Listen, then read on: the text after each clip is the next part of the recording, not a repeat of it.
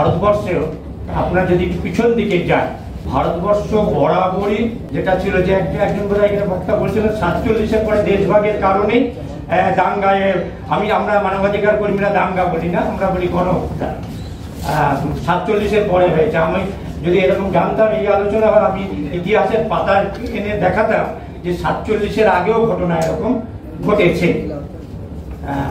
অনেকেই বলেন দেশভাগের রক্তাক্ত অভিজ্ঞতার কারণে পশ্চিমবাংলার মানুষরা, বিশেষ করে উদ্বাস্তুত মানুষরা, তারা মুসলিম বিদ্বেষী। আমাদের উত্তরপ্রদেশ তো ভাগ হয়নি, রাজস্থান তো ভাগ হয়নি, হিমাচল প্রদেশ তো ভাগ হয়নি, সেখানে বিদ্বেষটা কেন? এমন যে লঘু করবেন না বিষয়টাকে, লঘু করবেন না বিষয়টা, একটা ধারাবাহিক ভাবে এটা করা হচ্ছে।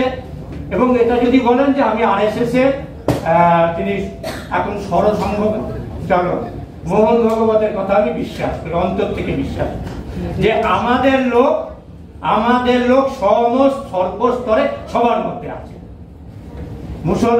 আরএসএস শুধু হিন্দুদের মধ্যে কাজ করে এমন নয়, সবার মধ্যে কাজ করে, মুসলমানদের মধ্যেও কাজ করে।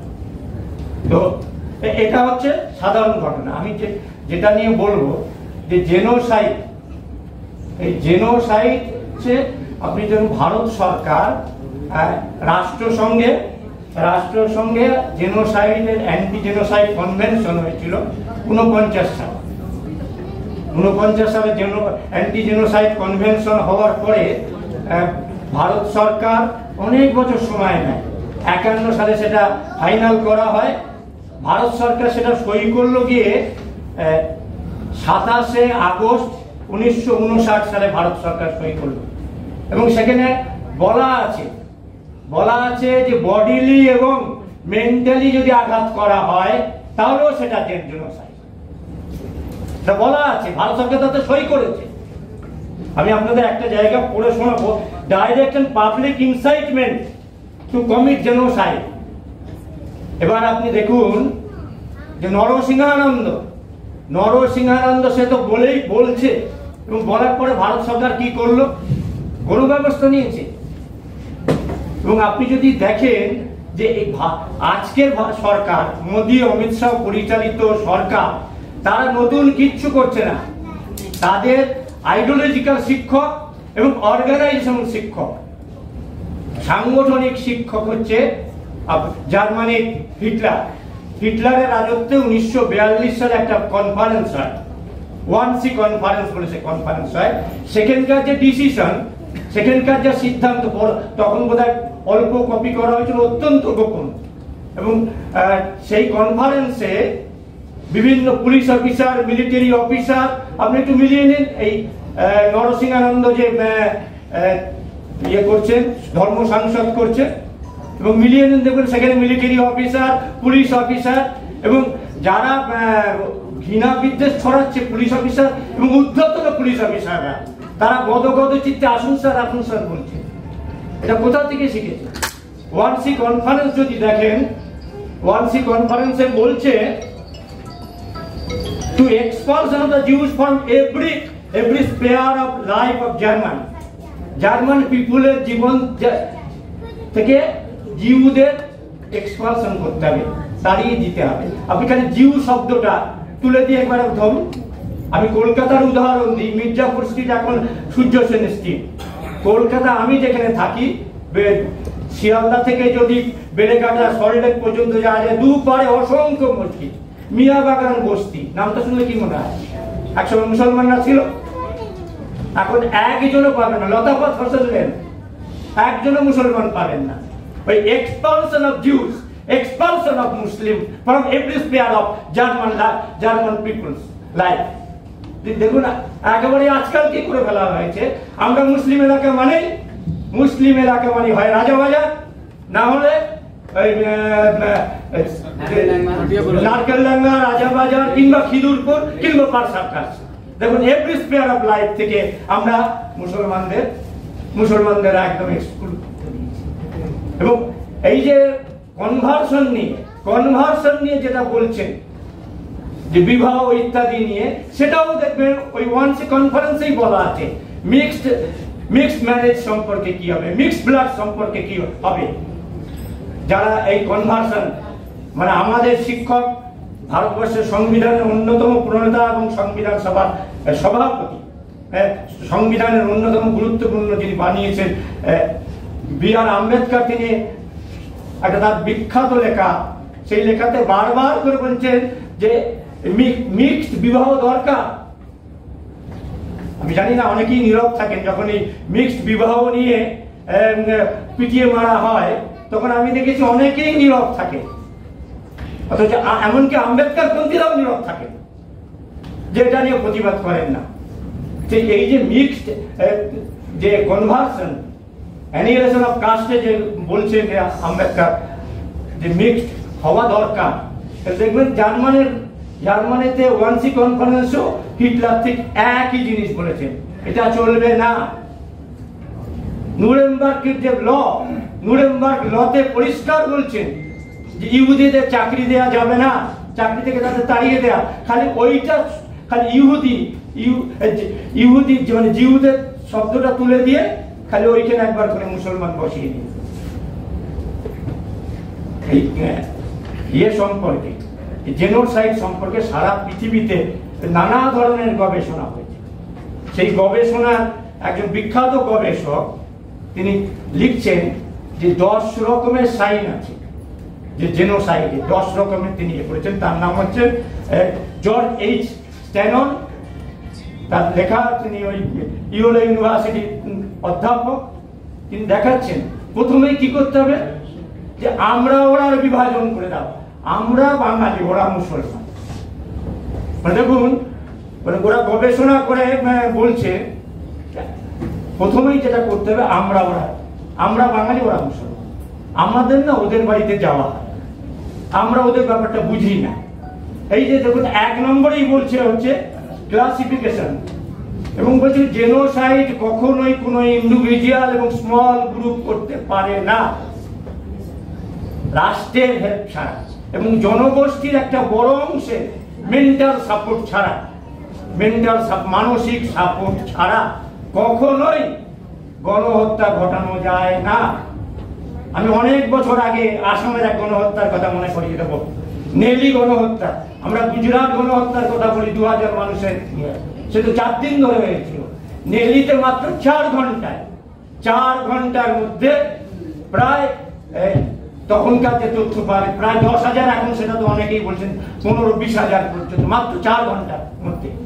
এবং তৎকালীন পিউসিএল অসাধারণ, peoples union for civil liberties অসাধারণ ফ্যাক্ট ফাইন্ডিং করেছিল। তাতে দেখাচ্ছে যে লোকাল থানা হায়ার অথরিটিকে জানাচ্ছে যে চারিদিক থেকে মুসলিম গ্রাম ঘিরে ফেলা হচ্ছে, এখনই প্যারামিলিটারি ফোর্স পাঠাতে হবে, না পাঠালে এই জনগোষ্ঠীকে, এই মানুষদের বাঁচানো যাবে না। তার রেডিও মেসেজ ইত্যাদি সমস্তটা পিউসিএল অনেক কষ্ট করে ওই রকম পরিস্থিতিতে তারা রিপোর্ট প্রকাশ করেছিলেন, তাতে দেখিয়েছেন। এবং রাষ্ট্রের হেল্প ছাড়া, প্রশাসনের হেল্প ছাড়া কোথাও গণহত্যা ঘটানো যায় না। এবং এটা এই গণহত্যার পক্ষে ক্রমাগত মানসিক প্রস্তুতি। দেখবেন অমিত শাহ কি বলছেন, উই পোকা, এখানে বলছেন যে ডিহিউম্যানাইজ করো, ওরা পোকা। দেখুন করোনার সময় বলো না যে এরা করোনা ছড়াচ্ছে, ডিজিজ একদম স্পেসিফিক বলছেন, স্ট্যানন স্পেসিফিক নির্দিষ্টভাবে বলছেন যে এরা রোগ ছড়ায়, ফলে রোগ ছড়ালে তাকে মেরে দিলে কি হবে? ভালো কাজই তো করেছেন। যারা রোগ ছড়াচ্ছে তাদের বিরুদ্ধে ব্যবস্থা নেওয়া, তাদের জেলে পুরে দেয়া, তাদের অমানবিক ব্যবহার করা ঠিক কাজই তো হচ্ছে। ফলে মানসিকভাবে ক্রমাগত একটার পর একটা ব্যবস্থা মানসিকভাবে তৈরি করা। যেমন স্পেসিফিক বলছে যে ধারাবাহিকভাবে আপনার ঘৃণা বিদ্বেষ ছড়িয়ে তুমি তোমার যে হত্যাকে জাস্টিফাই করো। দেখবেন আপনার এটা যদি উই পোকা হয়, উই পোকাকে মারাটা তো কোনো অপরাধ নয়। যে কারণে কেন সংখ্যালঘুকে বলছে না, আমার বন্ধু পাশারোল করেছিল না, যে কেন বৃহত্তর জনসমাজ প্রতিবাদের রাস্তায় নামছে না।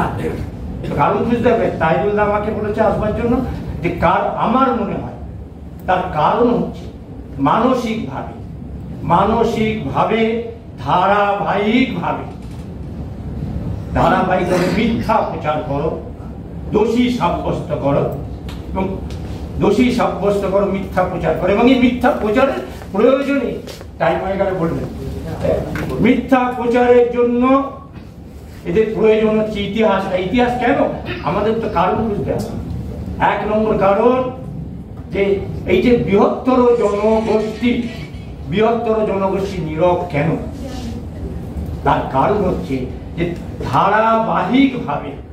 ধারাবাহিকভাবে লাগাতার মিথ্যা, অর্ধসত্য, কুৎসা প্রচার করে একটা জনমত তৈরি করা হচ্ছে।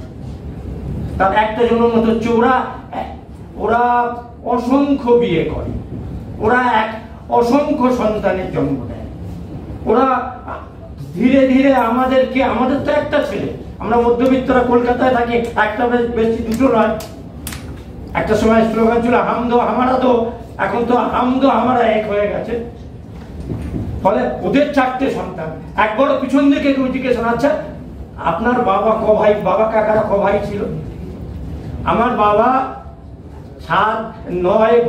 9 ভাই 7 বোন। আমার বাবা একবার উল্টো দিকে কেউ প্রশ্ন করে না, সব তাই তো আমাদের একটাও। এবং এই ব্যাপারে ওয়াইএস কুরেশির অসাধারণ একটা বই আছে, যে তিনি তথ্য দিয়ে আমাদের ইলেকশন কমিশনার ছিলেন, তার একটা বিখ্যাত বই আছে, তথ্য দিয়ে দেখিয়েছেন যে সমস্তটাই মিথ্যা প্রচার, এবং ওরা জোর করে ইসলাম প্রচার করেছে। তাই রিভেঞ্জ নিতে হবে, তাই প্রতিশোধ নিতে হবে। একবারও কেউ বলছেন না, আচ্ছা যদি 600 বছর 700 বছর ইসলামী শাসন দিল্লিকে কেন্দ্র করে হয়েছে, সুলতান আমল, মোগল আমল, সেই 600-700 বছরে ইসলাম যদি জোর করত, এ ব্যাপারে আপনারা যদি দেখেন বাবরের লেখা, হুমায়ুনের লেখা চিঠি, বাবরের লেখা চিঠি হুমায়ুনকে, সেখানে লিখছেন যে 2-3টে বিষয় তুমি করো না। এক হচ্ছে তুমি তোমার ধর্ম দিয়ে যে দেশ শাসন করো না, তরবারি দিয়ে ইসলাম প্রচার করো না, এই দুটো বলেছে। এবং আপনি দেখুন দিল্লির জনসংখ্যার এত বছর ইসলামী শাসনের পরে দিল্লির জনসংখ্যার কত অংশ মুসলমান? 8% মুসলমান। তো এই যে সত্য কথাগুলো তুলে ধরা, ধারাবাহিকভাবে প্রচার করা, যে কারণেই ওরা ইতিহাসটাকে পাল্টে দেওয়ার চেষ্টা করছে।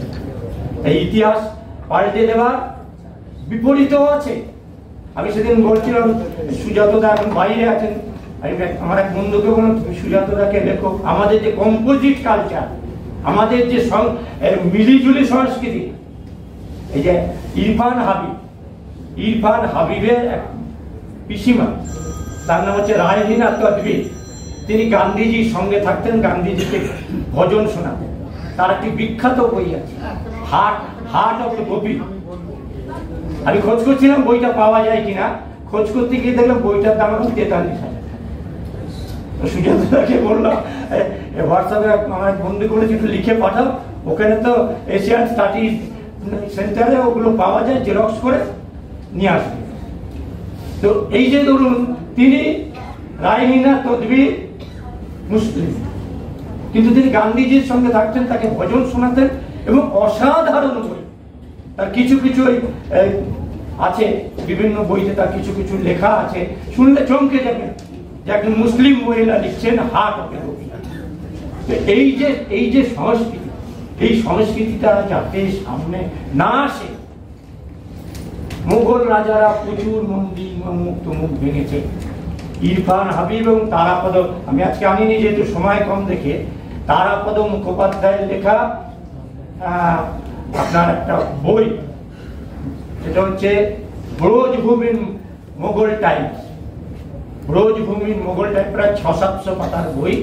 তাতে দেখেন তারাপদ মুখোপাধ্যায় তিনি গবেষণা করে দেখাচ্ছেন যে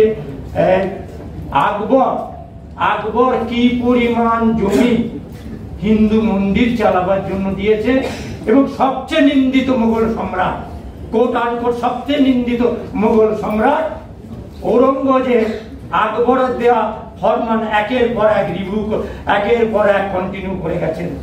তার সমস্ত ফরমান ব্রজভূমি ইন মোগল টাইমস বইতে সমস্তটা আরবি থেকে অনুবাদ করে দেওয়া আছে ইংরেজিতে। আপনারা যদি পড়েন তাহলে দেখবেন যে অসংখ্য অসংখ্য জমি মন্দিরের জন্য মুঘল সম্রাটরা একের পর এক দিয়ে দিয়েছেন। ফলে ইতিহাস পাল্টে দেওয়া, ইতিহাস বিকৃত করা হচ্ছে কিন্তু এই ফ্যাসিজম কায়েম এবং এই জেনোসাইড করার অন্যতম হাতিয়ার। একজন বক্তা এখানে বলছিলেন আমরা কাউকে দাঁড়িয়ে দেব না, ঘটনা আরএসএস সংঘ পরিবারের স্লোগানও তা নয়। তা আমাদের কোনো মহত্ব নেই, আমরা কাউকে দাঁড়িয়ে দেব না। তো आरएसएस की बोलছে हिंदुस्तान में रहने होगा हिंदू बनकर रहना, हिंदुस्तान में रहने तो हिंदू बन के रहना, by faith Islam, by culture Hindu संस्कृति আপনাকে গ্রহণ করতে হবে। আমি কেউ অসন্তুষ্ট হলে বলার কিছু নেই। ওই একজন এমপি, মহিলা এমপি, তিনি মুসলিম এমপি, সম্ভবত বসিরহাটের এমপি, তিনি পার্লামেন্টে ঢুকেছেন একেবারে ড্যাব ড্যাবে সিঁদুর কপালে রেখে। বিজেপির এমপিরা এসে পারলে জড়িয়ে ধরেন। এই হচ্ছে আদর্শ মুসলমান, মানে কালচারালি বাই ফেথ আপনি মুসলিম, বাই কালচার আপনি লম্বা সিঁদুর পরে এসছেন, মানে হিন্দু কালচার আপনি গ্রহণ করেছেন। ওরাও চায় মুসলমান মানে এই কালচারের মুসলমান। অর্থাৎ আপনার সমস্ত যে ইসলামের যে একটা দুটো করে একটা করে, যেমন হিজাব একটা, নামাজ একটা, আজান একটা, দেখুন আক্রমণ, দেখুন একটা একটা করে সাইনিংকে, একটা করে চিন্তাকে ওরা আক্রমণ করছে। হিজাব পড়া যাবে না। এই যে কর্ণাটক হাইকোর্ট যে রায় দিয়েছে, সেই রায় তার আগে সম্ভবত সুপ্রিম কোর্টের রায় আছে 1954 সালে, যে আমি কিভাবে ঈশ্বর আরাধনা করবো সেটা আমার ব্যাপার, ওটা ইসলামে নেই। এটা কে ঠিক করে দিল? আমি এভাবে নমস্কার করবো না এভাবে নমস্কার করবো, সেটা আমার ব্যাপার। সুপ্রিম কোর্টের কনস্টিটিউয়েন্ট বেঞ্চ বলা আছে যে যেভাবে আচরণ করবে সেটাই ধর্ম আচরণ। যে কারণে দেখবেন যখন হিজাব নিয়ে সুপ্রিম কোর্টে যাওয়া হলো, এত ব্যস্ত কেন আমরা শুনবো, কেন জানি যে কনস্টিটিউয়েন্ট বেঞ্চের রায়, ল অফ দ্য ল্যান্ড, ফলে তারা ওখানে ফেলে রেখে। তো এইভাবে একের পর এক ধারাবাহিক আক্রমণ নেমে আসছে। দুর্ভাগ্যজনক হলেও আমি জানি না উদ্যোক্তারা পারমিট করবেন কিনা। ভারতবর্ষের আদালত ইনক্লুডিং সর্বোচ্চ আদালত, অনেকেই বলেন যে আদালত নিয়ে বলা যাবে না। যদি বলেন সত্য কথাটা জোরের সঙ্গে বলতে হবে। আমাদের মানবাধিকার কর্মীদের এটাই কাজ। রাজনৈতিক দলে অনেক বাধাবন্ধকতা থাকে, মানবাধিকার কর্মীদের কোনো পিছুটান নেই। কালকে আমরা সরকার এমএলএ এমপি নির্বাচনে যাব না। ফলে সুপ্রিম কোর্টের থেকে আর লোয়ার কোর্ট থেকে আরম্ভ করে সুপ্রিম কোর্টের একাংশের ভূমিকা কিন্তু যখন বুলডেজার দেখানো হচ্ছে, লেটেস্ট সুপ্রিম কোর্ট কি রায় দিচ্ছে, আমরা থামানোর কথা বলছি না, তাই তো রায় তো তাই দিয়েছে, আমরা থামানোর কথা বলছি না। এবং আপনি যদি দেখেন উত্তরপ্রদেশের আইন, ওই কর্পোরেশনের আইন আমি কালকে দেখছিলাম, সেই আইনের যে ক্লজে ভেঙেছে 27 নম্বর ধারা, সেই 27 নম্বর ধারায় বলা আছে 30 থেকে 40 দিন টাইম দিতে হবে। তারপরেও সুপ্রিম কোর্ট বলছে আমরা থামানোর কথা বলছি না। দুর্ভাগ্য, এটা ভারতবাসীর একটা দুর্ভাগ্য। আমার তো কখনো মনে হয় যে আমি বোধহয় মিশরে আছি। মিশরের সুপ্রিম কোর্ট যেমন আল সিসি গভর্নমেন্টের ওই মুসলিম ব্রাদারহুডের প্রত্যেকটা নেতা মন্ত্রীর নামে মামলা করছে আর তাদের জেলে পুরে দিচ্ছে, লাইন দিয়ে মৃত্যুদণ্ড দিচ্ছে, সুপ্রিম কোর্ট স্যাংশন করে দিচ্ছে। আমার কখনো কখনো মনে হয় আমি মহান ভারতবর্ষে আছি না, মিশরে আছি। ধন্যবাদ।